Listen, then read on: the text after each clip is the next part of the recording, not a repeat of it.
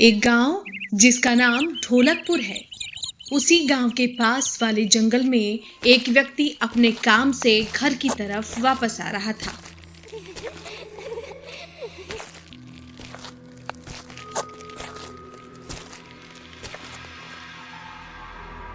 अचानक वो तेज तेज रोने लगा और कहने लगा, नहीं, तुम जिंदा हो या मर गई। पहले उस गांव में कोई भी भूत प्रेत की बातों पर विश्वास नहीं करता था, पर उस दिन के बाद धीरे धीरे गांव वालों के मन में आत्माओं को लेकर डर बैठ गया। ढोलकपुर गांव में कुछ ऐसा हुआ था कि उस गांव में एक औरत थी जिसका दिमाग कुछ ठीक नहीं था। उसका पति भी एक घटना में मर गया था। तभी से वो कुछ अजीब सी हो गई थी। कुछ गांव वाले उसे पागल भी कहते थे।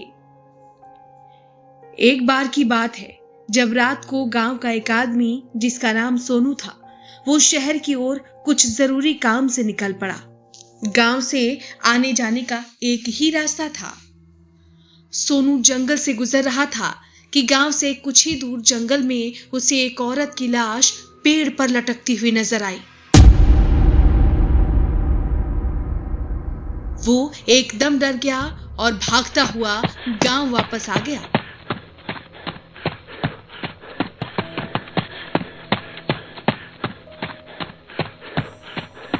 कुछ लोगों ने सोनू को जब इस तरह से भागते देखा तो कहा, क्या हुआ सोनू?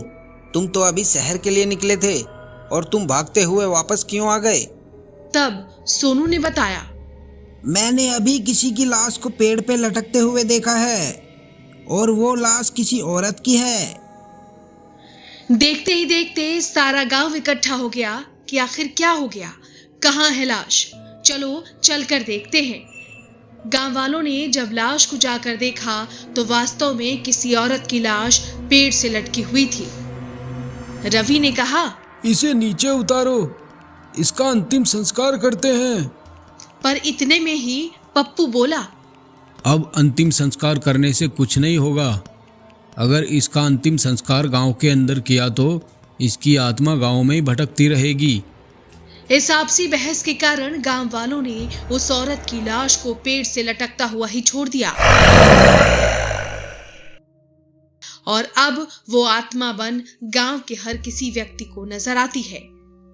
गांव वाले अब उस औरत की लाश का दाह संस्कार भी नहीं कर सकते हैं, क्योंकि आत्माओं का कभी भी दाह संस्कार नहीं होता है। कुछ समय पहले की बात है। बेलापुर गांव के पास एक जंगल में चुड़ैल का आतंक था। उस जंगल में शाम के बाद जो भी जाता उसे चुड़ैल मार के अपना खाना बना लेती थी। उसी गांव में हरिया नाम का एक व्यक्ति अपनी पत्नी के साथ रहता था। हरिया बहुत ही गरीब था। उसका गुजर बसर जंगल से लकड़ी काट के ही चलता था।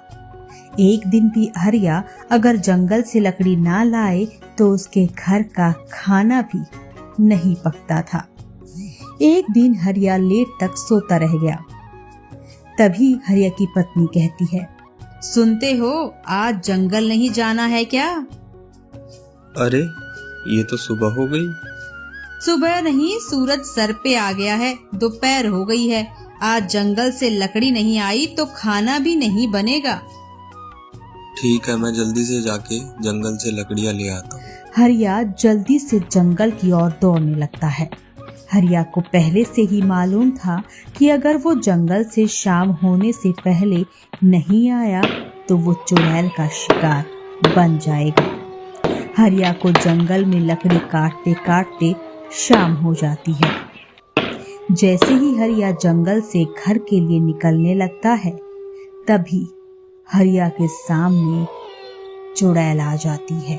हा हा हा, आज के खाने का तो बंदोबस्त हो गया। चुड़ैल बहन, मुझे मत खाओ। इसके अलावा तुम मुझे जो कहोगी वो मैं करूँगा।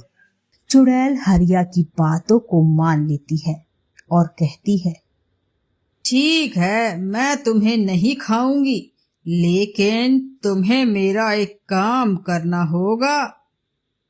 क्या? तुम्हें मेरे लिए हर रोज एक शिकार लाना पड़ेगा। ठीक है। हरिया जितना गरीब था उतना ही अधिक लालची भी था। उसने अपनी जान बचाने के लिए चुड़ैल की शर्तों को मान लिया था। हरिया उस शाम चुड़ैल को शिकार लाने का वादा करके चला गया था। अगले दिन हरिया चुड़ैल का वादा पूरा करने के लिए अपने दोस्त नत्थू को जंगल में लकड़ी काटने के लिए ले जाता है।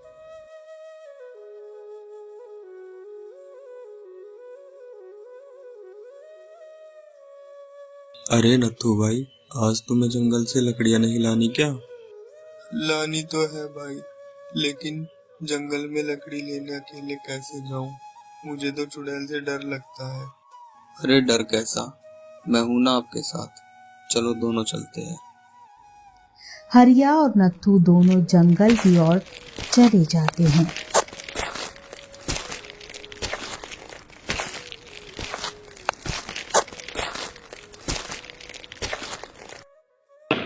दोनों को लकड़ी काटते काटते शाम हो जाती है। थोड़ी ही देर में वहां पे चुड़ैल आ जाती है। हा हा हा हा, हरिया, तुमने अपना वादा पूरा किया। मैं तुमसे बहुत खुश हूँ। ये लो हीरे जवाहरात। हरिया भाई, तुमने मेरे साथ धोखा किया। मुझे बहला फुसला के चुड़ैल का शिकार बना दिया। देखना तुम कभी खुश नहीं रह पाओगे। हरिया नत्थू की बातों पे कोई ध्यान ना देते हुए अपने हीरे जवाहरात को लेके वहां से चला जाता है। हरिया की आंखों पे हीरे जवाहरात की ऐसी पट्टी चढ़ी हुई थी कि उसे अपने मासूम दोस्त की भी याद नहीं आई।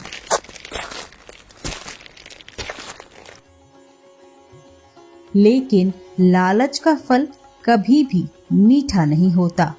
वो एक ना एक दिन अपना असर जरूर दिखाता है। एक शाम हरिया चुड़ैल के लिए कुछ भी शिकार नहीं ले जाता। हरिया सोचता है, मेरे पास तो बहुत पैसा आ गया है, अब चुड़ैल मेरा क्या बिगाड़ लेगी। लेकिन जो देता है वो ले भी लेता है। वो शाम हरिया के लिए एक खौफनाक शाम थी। हरिया मजे से अपनी पत्नी के साथ घर में बैठा हुआ था। तभी वहां पे चुड़ैल आ जाती है और हरिया को कहती है, हरिया, ताउम्र मेरे लिए शिकार नहीं लाया तो तू ही मेरा शिकार बनेगा। अरे नहीं चुड़ैल बहन, मुझे माफ कर दो। मैं अभी आपके लिए कुछ बंदोबस्त करता हूँ। नहीं, तुमने मेरे साथ धोखा किया है। अब तू ही मेरा शिकार बनेगा।